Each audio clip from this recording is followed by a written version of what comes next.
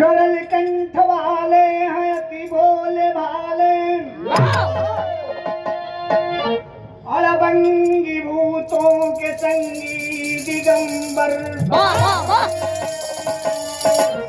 सोहती सवारी सदा शिव के नंदी मोहते हैं मन को जो तन पे बगंबर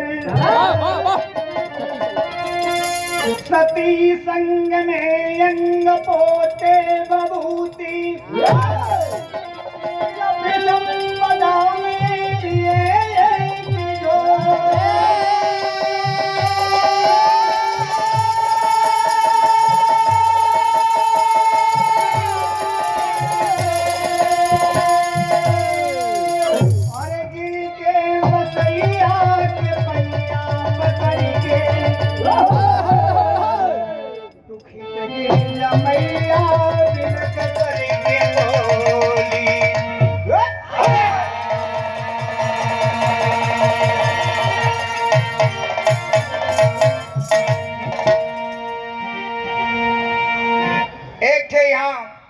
गजल का नमूना हो मास्टर।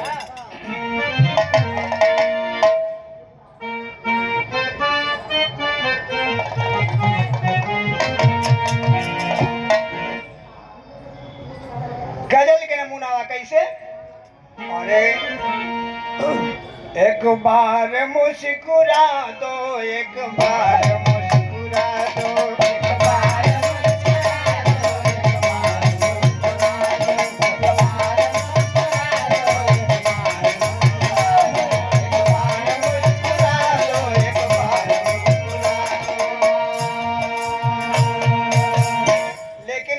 के भाव में कहना बा। माँ पार्वती एक दिन कैलाश पर्वत पर बैठल हुवन। कैलाश पर्वत पर यानी पार्वती और भोलेनाथ दोनों जने। पार्वती जी भोलेनाथ से कहे कि भगवान स्वामी जी हमारे मन में के सपना बा, कैसे और हमारे मनवा के सपना सजा दा। कैसे कहत है मास्टर?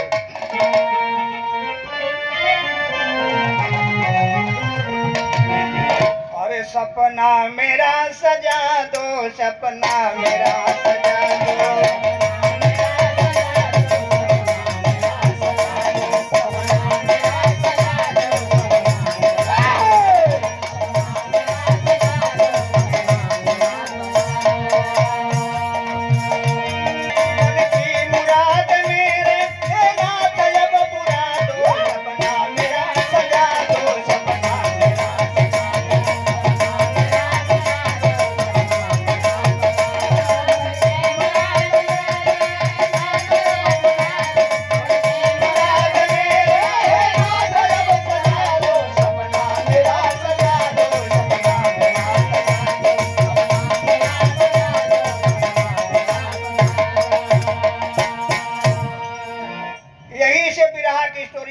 हो गई वर्षन।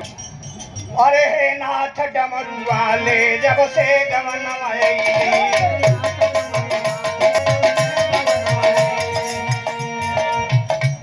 बनवा में सैया साथे हम दिनवा के बितैली। बाबा के अब गोहन वाले जल के पहुंचा दा।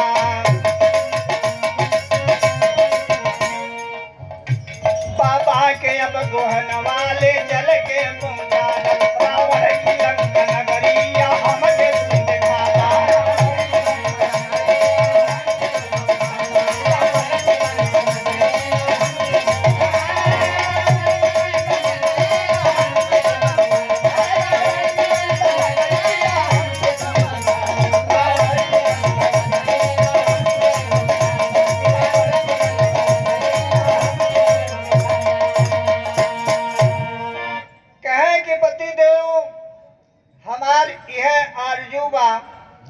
कि हमके या तो लेके चल के हमारे नैहरे एक बार घुमा दो। अगर हुआ न लिवाए चला अपना भक्त तो हमर अपने भक्त रावण का लंका नगरी सुनी तो बड़ी सुंदर बात। रावण के लंका नगरी हमके देखा दो। भगवान कहे कि देखा हम तोरे नैहरे तली आए के न चलो, ससुरारी तक कबो न जाई, लेकिन हम तो अपने भक्त रावण के लंका नगरी जरूर दिखा दे। हे बाबू भगवान भोलेनाथ पार्वती के लिवा के लंका नगरी दिखावे के तैयारी करत हुआ। यहाँ एक क्षेत्र जब मास्टर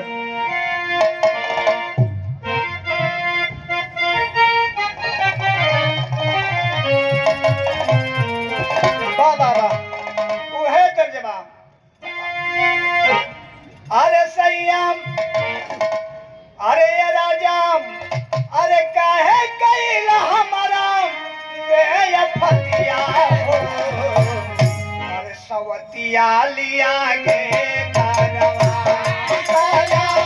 काहे कैला हमारा फतिया हो, सवतिया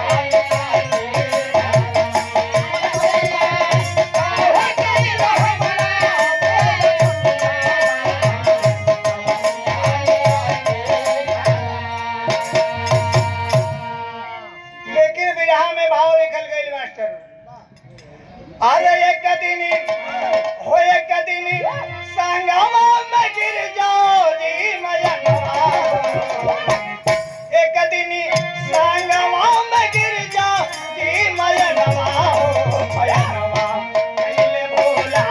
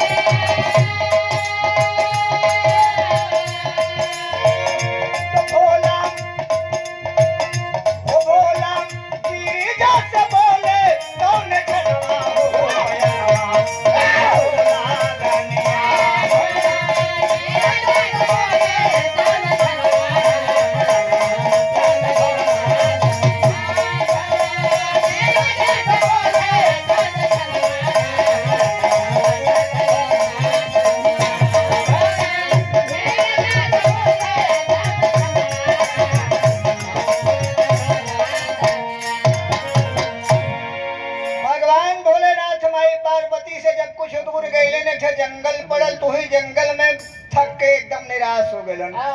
पार्वती से कहत होने के बाद कहे कैसे कहे मास्टर, अरे रहिया चलाता मोरे छाला पड़ल पावे, रहिया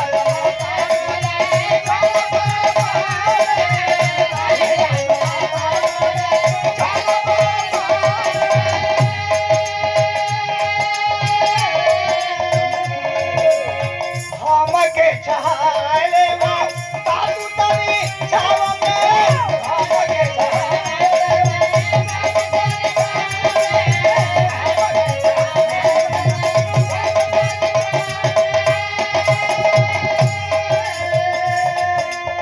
अरे लेकिन बातिया का करी हो मोरे पिया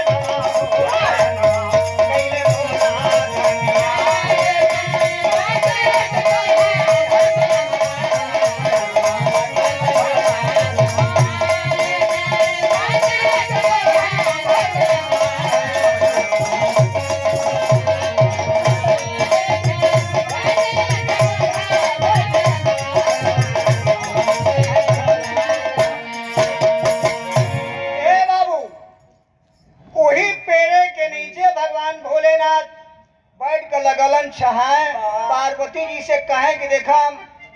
हमसे चल ना जात बा। अब हम ही थोड़ा आराम कैले बा, तब चलबे बाबूजी। आराम करे लगले, लेकिन भोला से एक यानी पार्वती से एक ठे बात कहलन। डमरू और त्रिशूल भगवान भोलेनाथ हुए बगलिए में रख देलन। क्या एकर रखवारी करी हा? कहे कर रखवारी करे। हाँ, अब हम थोड़ा सोच ले तब चलब।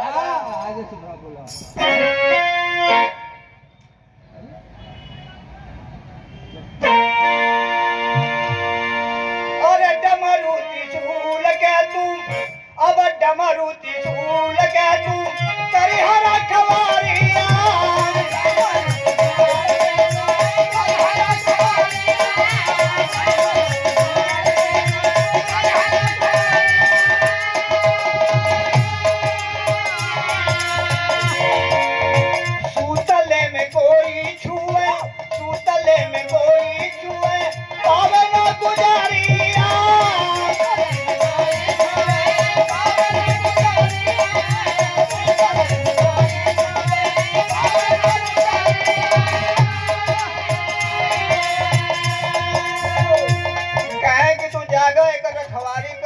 हम जब सो जाते के छुआ छिपे ना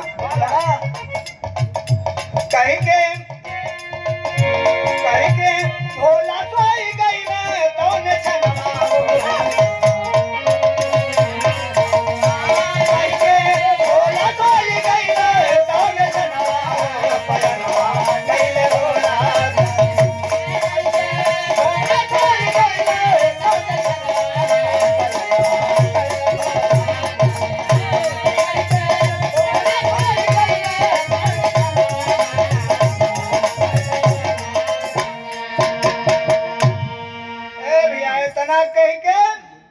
भगवान भोलेनाथ सुतते लगलन।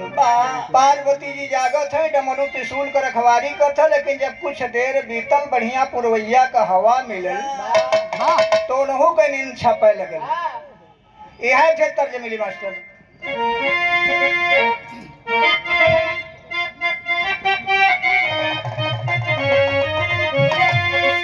अरे गोरियाम, हे गोरियाम, अरे चांद की अजोरियाम, अरे गोरियाम, अरे पूनम की अजोरियाम, जैसन गोरी बानू हो तोहराम। गोरियाम पूनम की अजोरियाम, जैसन गोरी बानू हो तोहराम। जोड़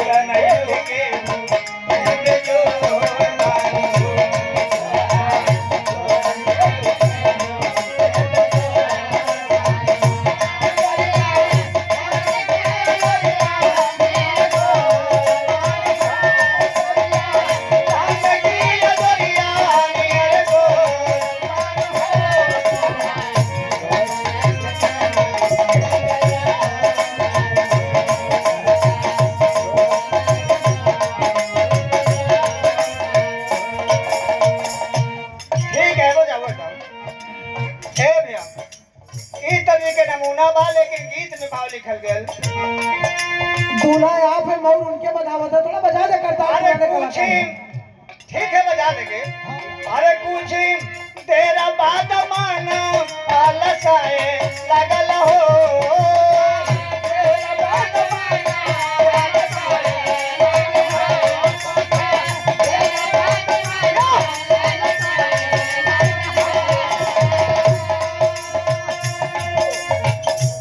पूछी तेरा बात माना आलसाए लगल हो।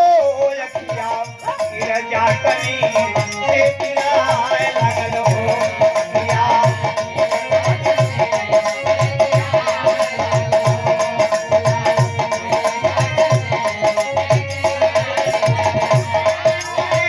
तेरा बात माना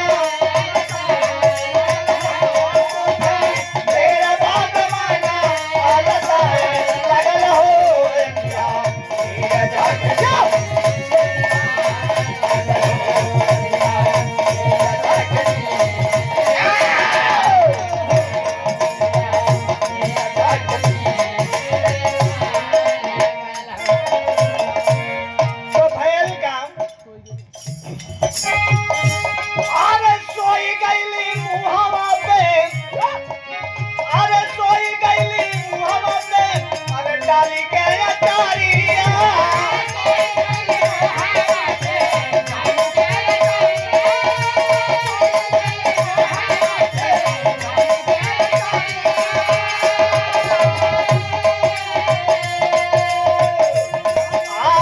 लंका से निशाचर एक आया छल करिया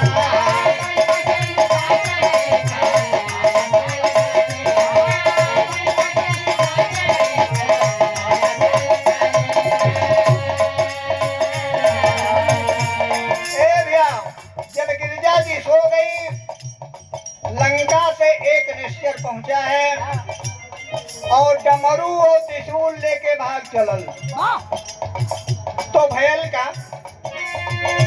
डमरू लेके भागा जिया घबराए लगल हो।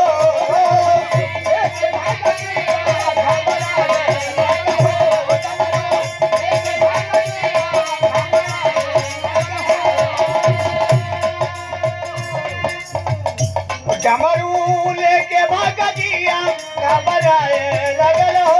यगिया गिरजा कनी से गिराए लगल हो। यगिया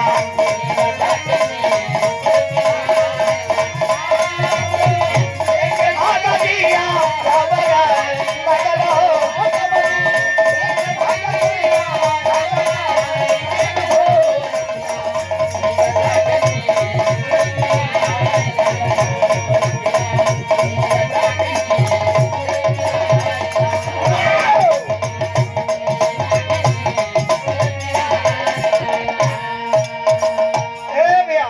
यहीं पर बिरहा के तेरी में कहल गई मास्टर।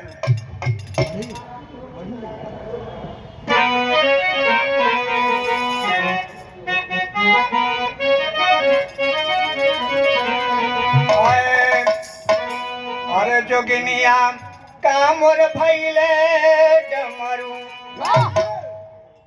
अरे जोगिनिया कामर भैले हो। जोगिनिया कामर भैले डमरू। सीधी बंद करो भैया। और जागे पति सती से बोले हैं बचनिया, जोगिनिया कामर भैले डमरू।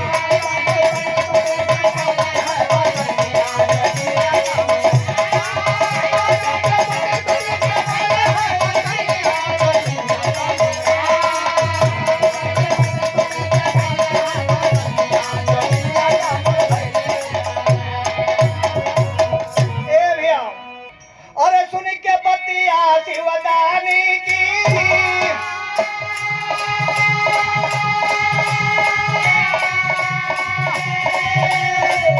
अरे गिरजा मैया गई लजा।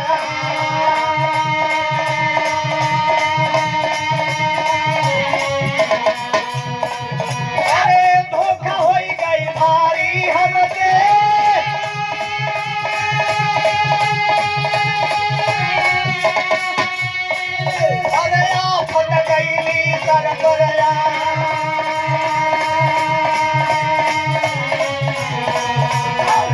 अरे डमरू त्रिशूल खोजे चलली।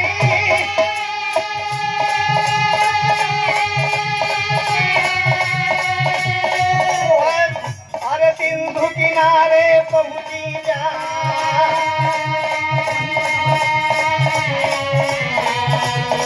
अरे वहीं पे डमरू गयल दिखाई, वहीं पे डमरू गयल दिखाई। गिरजा में मनवा उलटा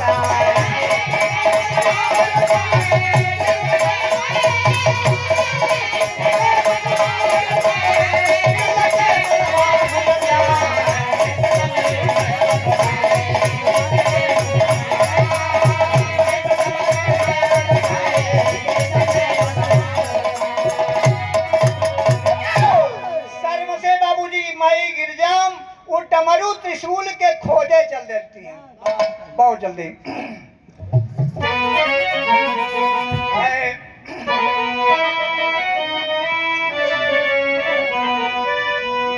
एक है तर्जमा यहाँ भाव बोला। अरे खोजत गौरा, अरे खोजत गौरा, कैले खिसिया हो जोगिनिया से डामा ना खिंचाए हो जोगिनिया से डमरू झूला ना खिंचाए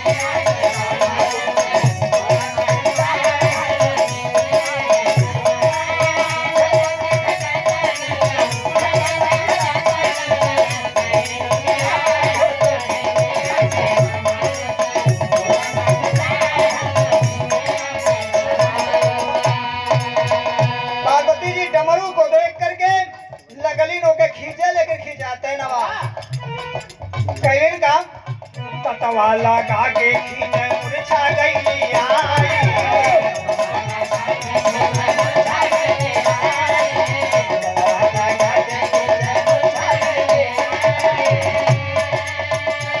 अरे पहुंचे भोले बाबा देख के गईला ना मनाई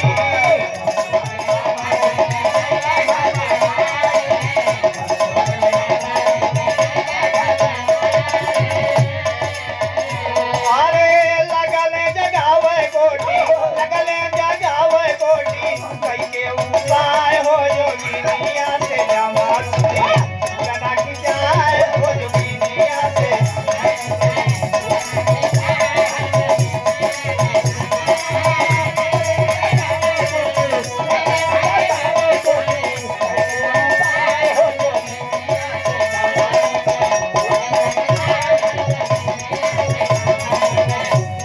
ए भैया नंदी को भेज करके भगवान घबरा गए भोलेनाथ नंदी को भेज करके ब्रह्मा को बुलवाए ब्रह्मा जी आकर के एक जुगती बतौलन का बतौलन अरे नंदी को भेज ब्रह्मा जी को बुलवाए अरे दाता से बिताता तब जुगती बताए अरे चीरी के अंगुरिया देता अमृत पिलाए हो जोगिनिया से डमरू झूला ना खिंचाए हो लेकिन यहाँ एक खतरा हो गई काम अरे जल्दी में भूल हो गईली तो ने घरिया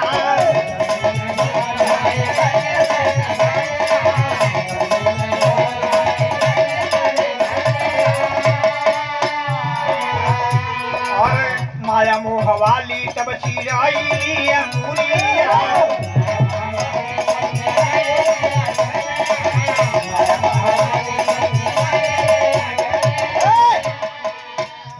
अरे निकल हला हल भोला कैले घबराए हो जोगिनिया से डमरू ए बाबू धोखे में भगवान भोलेनाथ अमृत वाली अंगुरी चीर के जहर वाली अंगुली चीर दिलन एक अंगुरी में जहर बा एक अंगुरी में अमृत बा